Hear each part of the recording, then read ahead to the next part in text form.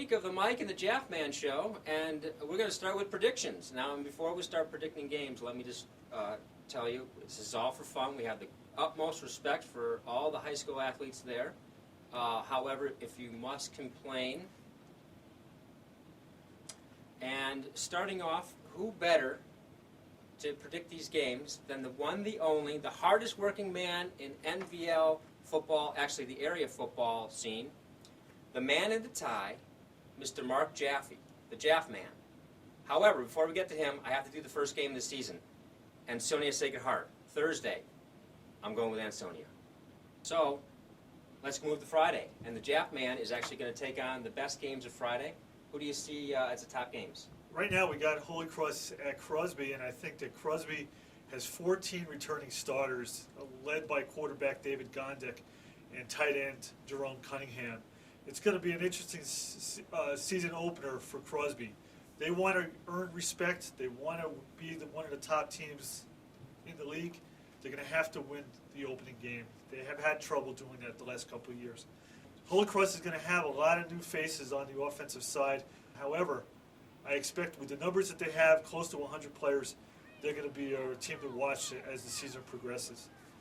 Crosby, I'm going to give the upper hand just because of the number of players returning for the opener. Second game, the team that really has a lot of returning players but not in the skill positions is Seymour. They will be playing at Torrington High School. Torrington has first-year coach Dan Dunay, who happened to be an assistant coach with Seymour for many years before moving on to Southern Connecticut State University. Accountability is number one. Being a real fundamentally sound coach is going to be number two. And when I was at practice on the opening morning of conditioning week, the one thing that Dan Dunay kept on repeating over and over again is repetition, repetition, repetition. Seymour gets the nod. Torrington's going to have growing pains, but I expect them to be a much better team in the second half. And the third game that's really kind of highlighting for me, Hampden at Cheshire. Cheshire has lost to Hampden the last two season openers. That can't continue this year. They have high hopes. Cheshire has to win the game if they want to contend. They have Billy Ragone, number 8, who is probably the top 5 players in the state of Connecticut. He will be the only third-year starting quarterback for Cheshire in the last quarter century. And in other games this week, we'll be at Naugatuck. I think we go with the Greyhounds with that one. Woodland at Woket. We're going to go with Woket, which is something you don't hear or haven't heard since Woodland has joined the league. Kennedy at Watertown. We're going to go with the Indians at home in their opener. And Oxford plays their first ever varsity football game under rented lights. Is that right, Mark? Rented lights at St. Paul. At St. Paul. I'm going to go with St. Paul on that one. Sorry, Oxford. Games are always fun. As long as these guys are giving an effort every game, I'm not disappointed. Okay. And on Saturday, Rico Bronia makes his debut as coach of the Nottawag Chiefs. They're playing Weston, and I'm going to go with Weston on that one. Very few people, if any, work harder than the Jaffman here during the football season. And the Jaffman, armed with a digital camera, made his rounds to the area football practices this week. And one of his stops was Woket, where he got to talk to Rich Mantiglia. Rich Mantiglia rushed for 1,000 yards and 9 touchdowns last year as a junior. Back in June for the spring practice, he went to do a routine drill, and his knee buckled, and he ended up tearing his anterior cruciate ligament.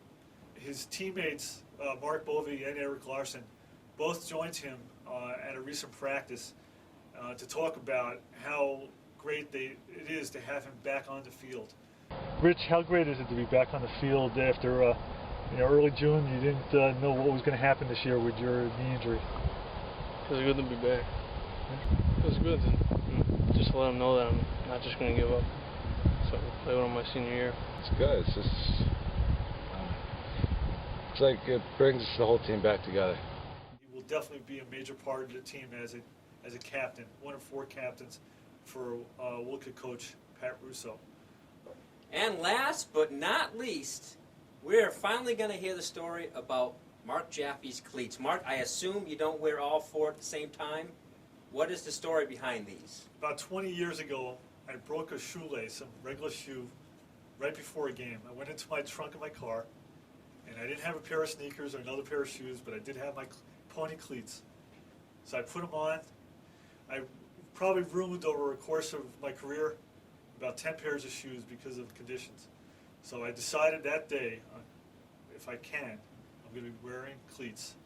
Okay, that's all the time we have for this week. Actually, that's a lie because we're being taped here and it's on the internet, so we can go on for days. But however, I'm actually tired of sitting up straight, so I'm going to go back to my desk now and slouch. And I'm sure the Jaffman's going to do the same.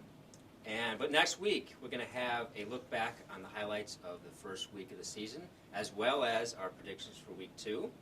All right, and make sure you enter the Red Zone at www.repam.com for the latest high school stats and everything you want to know about the sport.